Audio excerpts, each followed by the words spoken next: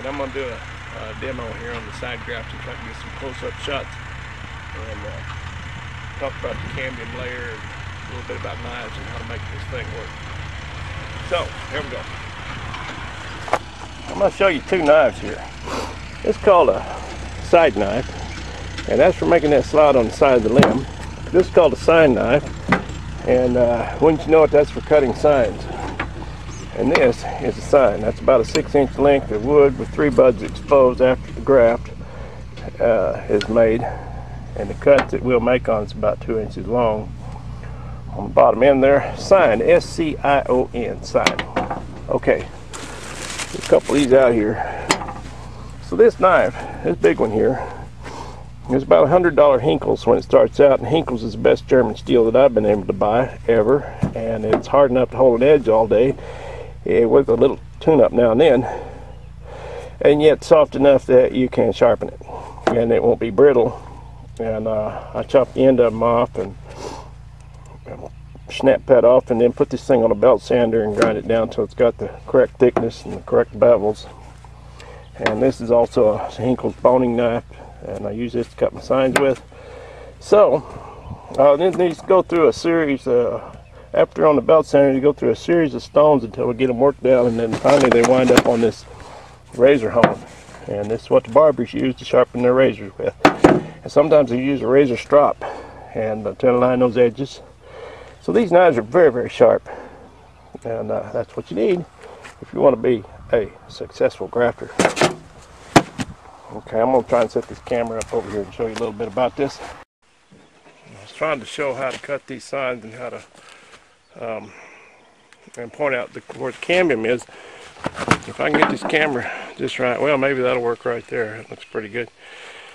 So we're making slice about 1.5 inches long on that, and these cuts are angled so that when that flap opens up on the understock, that this sign just fits in there just ever so.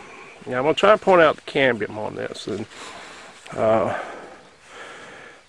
this cambium layer is, if I can see, get this in frame, cambium layer is a little tiny line. It's less than the width of a pencil mark. It's tiny, and it's not out here on the edge of the bark. It's down here. Okay, here's the edge of the bark. It's down here inside between the bark and the hardwood, and it's a 1-cell layer where all growing takes place. It's the definition of the cambium. And you know, when we were kids, people my age, we were taught in school that you could cut down a tree and count the rings and tell the age of the tree. And that cambium layer is what makes that ring every year. That's where all the growth is. So this little tiny line is just a, you know, it's minute, and that has to match up with the same tiny little line on the tree. And what happens is, in this cambium layer, it begins to produce calcium tissue, which is just undifferentiated cell growth.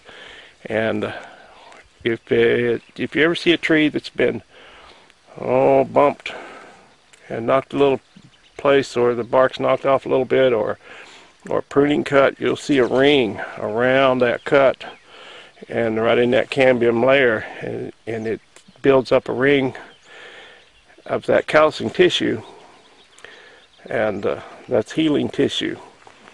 So those are just undifferentiated cells. But if you connect this cambium with living cambium on a tree that's taking up nutrients, these cells will begin to differentiate into vascular cells, which sends energy to the bud, and it starts to grow.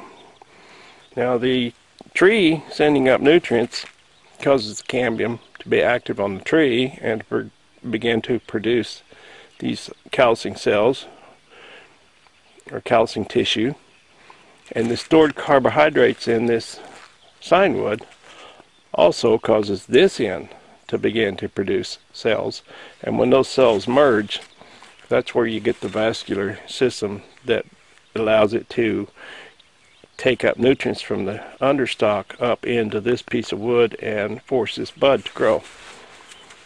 Now, I'm going to try to get my camera set up here so I can demonstrate the receiving slot for that.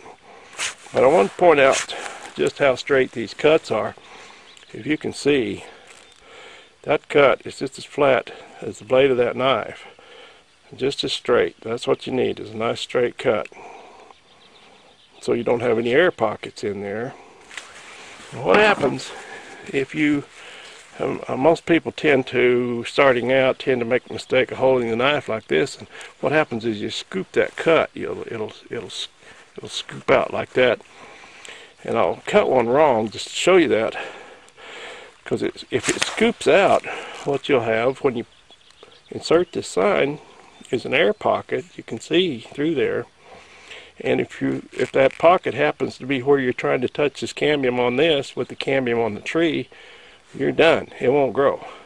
And it has to be a tight fit and right up against that little tiny mark of cambium.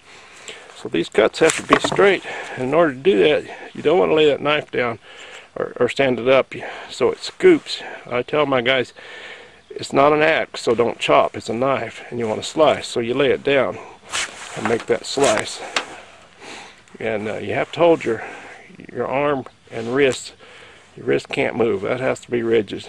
And you shoot a line right through your arm and right out through your elbow. And I always tell these guys, when they're learning, just make believe that your mother-in-law is standing right there beside you, and you go, bam! Boy, just catch her right in the chops, you know, right in the chin. And you'll learn to make a straight cut. So I'm going to try and get this camera set up and see if I can demonstrate the slot on this side graft.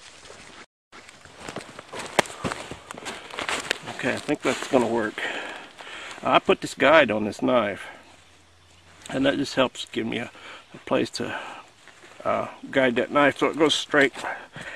And that needs to be one cut, one straight cut. You don't want to seesaw that knife to try to get it down through there, because you'll hack up that cambium layer inside. And it's rough. If it's rough, you won't get a real nice fit. And you can hear that go in. You can hear how tight that is. And I'll get the camera here now and point out where that cambium cross is.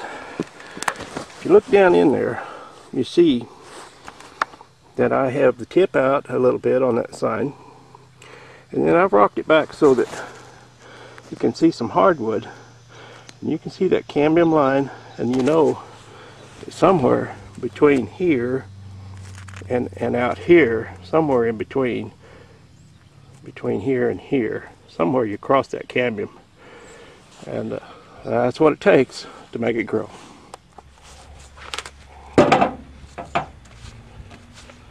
Another thing you don't want to do, people make, guys, when they start working for me, they'll take this tape and they try to roll it off the roll on there, and it's never going to be tight that way. So you just want to tear a piece off and lock it down and overlap it a little bit so you have no windows. You don't want any cracks in there to get paint down that cambium layer. It's also, I mean, it works two ways. It supports the graft, but it also keeps that paint out of that cambium layer, that cross where we crossed it way down here in the bottom.